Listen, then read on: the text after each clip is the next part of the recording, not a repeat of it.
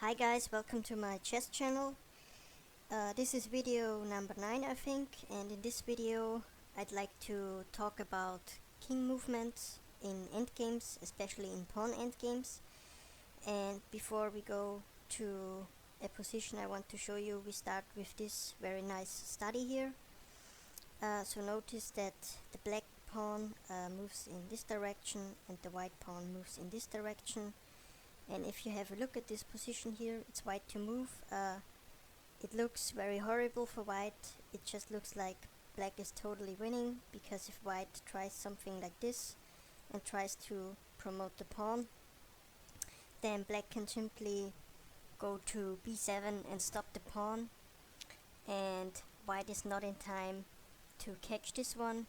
Black can even take here and then, simply queen the pawn and win the game. So, however, this position is totally drawn if played correctly, and the secret to this is the movement of the white king. So I already want to tell you, if you go sideways or like this with your king in any move, then you will lose the game. So the secret here is to move the king diagonally and get one step closer to your white pawn and one step closer to this pawn. And if black tries to catch this one now, we simply go here, and if he takes here, we are in time to get this pawn and it's a draw. So black obviously would try to further advance this, and it still looks like this pawn is unstoppable from queening, while this one can easily be captured by the black king. However, still we continue with our plan and move the king diagonally. Again, one square closer to this pawn and one square closer to this one.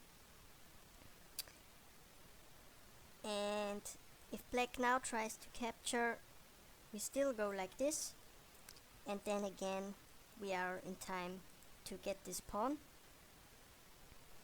So let's go with the more difficult variation. If black advances here again, then notice now we are in time to help our pawn promoting, because we can play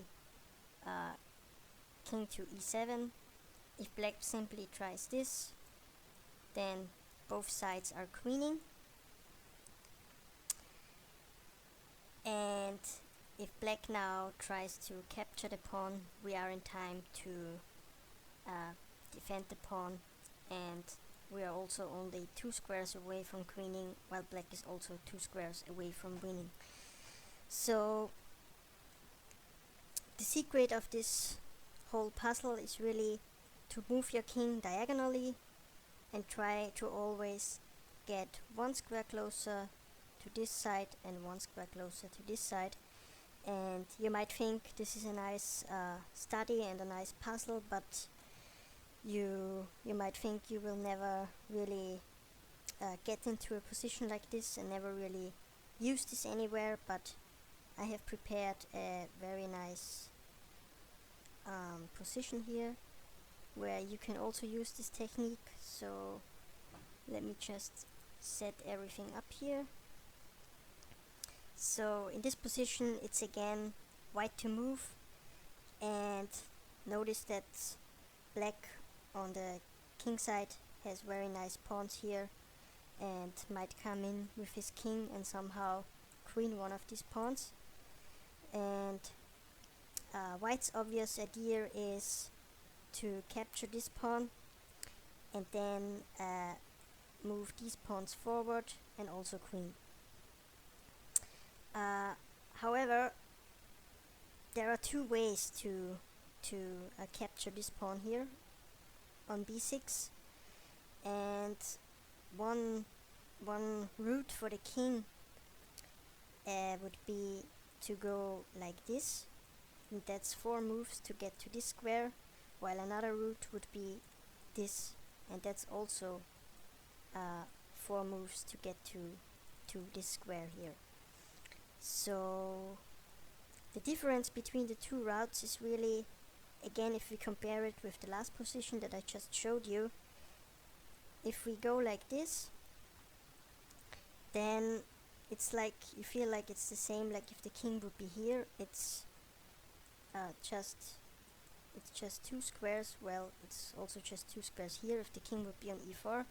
However, the king here on c4 is far away from this side of the board and might not be able to help here if black starts to promote the pawns, starts to push these pawns, while if the black king goes like this, then it's still, as I said, just two squares away to attack this one, while it's also very close to this side of the board. So that's basically the secret of this whole thing and the secret to the study that I just showed you before.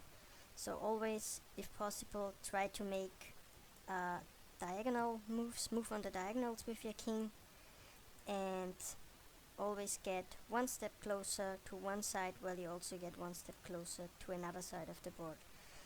So I hope you enjoyed this video.